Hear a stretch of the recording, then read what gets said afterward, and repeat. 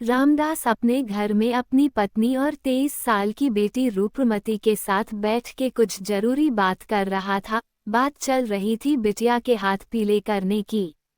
रज्जो, रामदास की पत्नी, देखो जी, जमाना खराब है, अब जितनी जल्दी हो सके बेटी के हाथ पीले कर दो, और वैसे भी अपनी रूपमती अब 23 साल की गई है। रामदास, हाँ सोच तो मैं भी यही रहा हूँ, लेकिन दुविधा ये है लड़के वाले मांग कर रहे हैं, उतना हमारे पास नहीं है देने को। कितना मांग रहे हैं? रज्जो ने पूछा। 3 लाख नगद और साथ में सामान, उत्तर दिया। रज्जो, जी ये तो बहुत है, कैसे करोगे? रामदास, तू परेशान ना हो, ऊपर वाले की कृपा से सब हो जाएगा।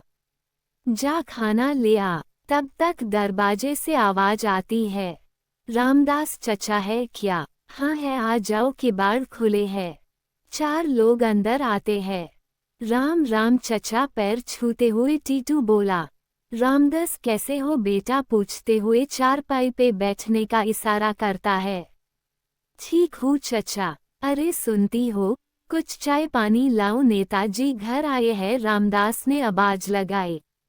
टीटू, अरे नहीं चचा, अभी अभी प्रधान जी के यहाँ से पी के आए हैं, इधर से गुजर रहा था तो सोचा आपका आशीर्वाद लेता चालू। आशीर्वाद तो ईश्वर का है, रामदास बोला। टीटू, और क्या चल रहा है चचा आजकल आपका? बिटिया कैसी है? शादी की बात की कही उसकी? हाँ की है एक जगह बात, रामदास ने उत्तर दिया। तो बनी बात कुछ? टीटू ने पूछा। मांग ज्यादा कर रहे हैं, वैसे तो सब ठीक सा लग रहा है, रामदास ने धीरे से बोला। कितना? टीटू ने उत्साह से पूछा। 3 लाख नगद और सब सामान, रामदास ने उदासी से उत्तर दिया। आपको पसंद है ना लड़का और उसका खानदान? टीटू ने विश्वास में लेते हुए पूछा। हाँ में सर हिलाते हुए रामदास ने कहा। टीटू, चचा चिंता ना करो, जितना हो सके करो, बाकी मैं नेताजी से बात करके करवाता हूँ। आखिर हमें भी तो थोड़ा सेवा का मौका मिलना चाहिए, आप लोग हमारे लिए इतना करते हो और आगे भी चुनाव आ रहा है 2 महीने बाद, तो थोड़ी सी सेवा हमारे हिस्से भी आने दो। रामदास ने कुछ नहीं कहा, बस जरूरत भरी निगाहों से टीटू के चेहरे की तरफ देखता रहा। अच्छा चचा चलता हूँ, तुम तैयारी करो, शादी की तारीख आ जाए तो बताना, मैं नगद भिजवा दूंगा। भगवान भला करे आपका। रामदास हाथ जोड़ता हुआ उन्हें दरवाजे तक छोड़ के आता है। रामदास के चेहरे पे खुशी के भाव दिखाई देते हैं। रज्जो भी वही आ जाती है और दोनों बातें करते हुए खुश होते हैं। शादी की बात पक्की हो जाती है। धीरे धीरे शादी के दिन नजदीक आते गए और शादी के काम भी होते रहे, निमंत्रण भी बट गए। रामदास की चिंता बढ़ने लगी। नेताजी के यहाँ से कोई हाल पूछने नहीं आया। रज्जो ने रामदास से बात की, कैसे करोगे? न हो तो आप ही चले जाओ नेताजी के यहाँ, नहीं तो फजीयत हो जाएगी। हाँ सही कह रही हो, मुझे एक बार जाना चाहिए। रामदास अगले दिन नेताजी के यहाँ जाता है। नेताजी अपने बगीचे में 4 मुस्टंडों के साथ टहल रहे थे, तभी एक आदमी आके बताता है कि कोई रामदास नाम का व्यक्ति गांव से आपसे मिलने आया है, आदेश मिला अंदर भेज दो। रामदास अंदर आके नेताजी के चरणों में गिर जाते हैं और नतमस्तक होके प्रणाम करते हैं। अच्छा ठीक है, उठो, कैसे आना हुआ? नेताजी, टीटू भैया आए थे और आश्वासन दे के गए थे बिटिया की शादी में कुछ सहायता के लिए। रामदास ने सर झुकाए हुए कहा। अच्छा, बुलाओ टीटू को। अपनी सफेद दाढ़ी पे हाथ फेरते हुए नेता ने एक मुस्टंडे से कहा। जी हुजूर, जाते हैं। थोड़ी देर में टीटू भी उपस्थित हो जाते हैं। प्रणाम करते हुए टीटू बोले, जी साहब आपने याद किया, हाँ ये रामदास जी आए हैं। हाँ आपको बताए थे न हम इनकी बिटिया के बारे में जिसकी शादी होने को है। अच्छा ये वही है? नेताजी ने याद करते हुए पूछा। तो कब की शादी? नेताजी ने रामदास से पूछा। 27 अप्रैल, रामदास ने उत्तर में कहा। नेताजी, अरे ये तो चुनाव के बाद है, 20 को चुनाव है। टीटू तभी तो सेवा का मौका मांगा है हमने चचा से। चचा के घर में 18 वोट हैं, चचा की कीमत बढ़ने वाली है। अच्छा ठीक है, भिजवाते हैं आपको, हम खुद आएंगे बिटिया के मंडप पे, चिंता न करो आप, नेताजी ने कहा। रामदास हाथ जोड़ के बोला, मालिक फजीयत हो जाएगी, भैया के कहने पे किया हमने, नहीं तो हमारे हैसियत से बाहर था। टीटू चिंता न करो चचा, पैसा आ जाएगा और शादी भी धूमधाम से होगी। नेताजी ने एक मुस्टंडे से इसरा करते हुए कहा, रामदास जी के थोड़े से हाथ गरम करा दो। जी हुजूर कहते हुए उसने रामदास को एक नोटों की गद्दी दे दी। रामदास ने अपना माथा नेताजी के चरणों में रख के कहा, हुजूर ध्यान रखना। नेताजी बोले, ध्यान तो आपको रखना है 20 को। जी हुजूर उसकी चिंता न करो, रामदास चला आता है। आज 20 है। रामदास ने अपने परिवार में सबको समझाकर नेताजी का खूब ध्यान रखा, सब ठीक चल रहा था।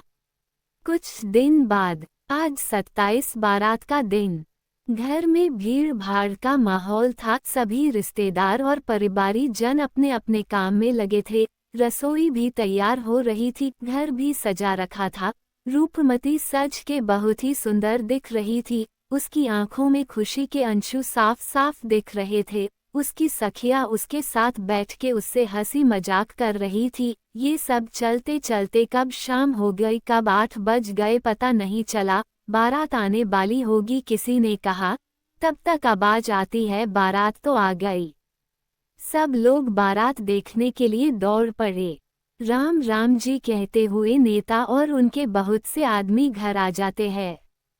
रामदास और कुछ परिवारी जन उनकी खुशामद में लग जाते हैं। कुछ देर बाद राम राम जी राम कहते हुए नेताजी वापस चले जाते हैं। रामदास के चेहरे की खुशी सारी कहानी बता रही होती है।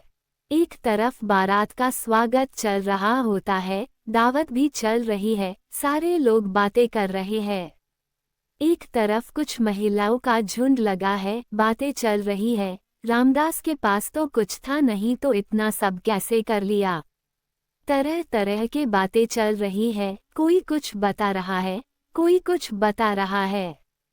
कुछ कह रहे हैं खेत बेच दिया होगा, कोई कह रहा था चोरी की होगी कहीं। शादी की रस्में चलते चलते आधी रात गुजर गई। रामदास और रज्जो कई दिनों बाद एक साथ बैठे थे। रज्जो की आंखों में खुशी के अंशु थे, बोल रही थी, अपनी बेटी बहुत सुंदर लग रही है। रामदास बोला, अपने देवेंद्र भी काम नहीं लग रहे हैं। हाँ वो भी अच्छे लग रहे हैं, चलो कुछ खा लेते हैं। थोड़ी देर बाद 4 बंदूकधारी आ जाते हैं और रामदास को एकांत में ले जाते हैं। पता नहीं क्या बोलते हैं और 5 मिनट बाद वापस चले जाते हैं। रामदास मायूस उदास रोता हुआ एक कोने में बैठ जाता है। थोड़ी देर में हड़कंप मच जाता है। चारों तरफ हर किसी के मुंह से एक ही शब्द निकल रहा था, चोरी हो गई, चोरी हो गई। उधर जनमासे में भी खबर आग की तरह फैल गई, चोरी हो गई। लड़के के पिता ने रामदास को बुलाने को कहा, कुछ लोग गए और रामदास को आने को कहा गया। रामदास आंखों में आंसू लिए पहुंचता है और जाते ही बोलता है, जी चोरी हो गई। बीरपाल, लड़के के पिता, हमारा पैसा। रामदास, बाबूजी जिंदा रहूंगा तब तक देता रहूंगा। बीरपाल, अब ये शादी नहीं हो सकती, मैं मर जाऊंगा बाबूजी। रामदास ने गिड़गिड़ाते हुए कहा, अगर जिंदा रहना चाहते हो तो 3 लाख दे दो।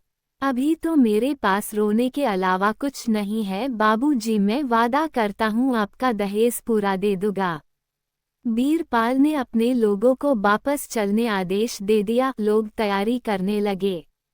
इधर रामदास ने चारपाई पकड़ ली, उसे दिल का दौरा पड़ने लगा। उसके आसपास लोगों की भीड़ लग गई, कोई हवा करो, कोई पानी ला दो, ऐसी आवाजें लगने लगी। रज्जो का रो रो के बुरा हाल हो रहा था। उसकी बहुत ज्यादा रोने की वजह से आवाज निकलना भी बंद हो गई थी। कुछ देर बाद रामदास को होश आया और वो अंतिम सांसें ले रहा था। उसकी आंखें लगातार पानी की अविरल नदियां बह रही थी। बहुत भीड़ भाड़ का माहौल हो गया था। बाराती लोग भी वहां पहुंच गए थे। रामदास, अब मेरी बेटी से कौन शादी करेगा, ये शब्द बार बार कह कह के रो रहा था। तभी एकाएक भीड़ से तेज स्वर में आवाज आती है, मैं करूँगा शादी।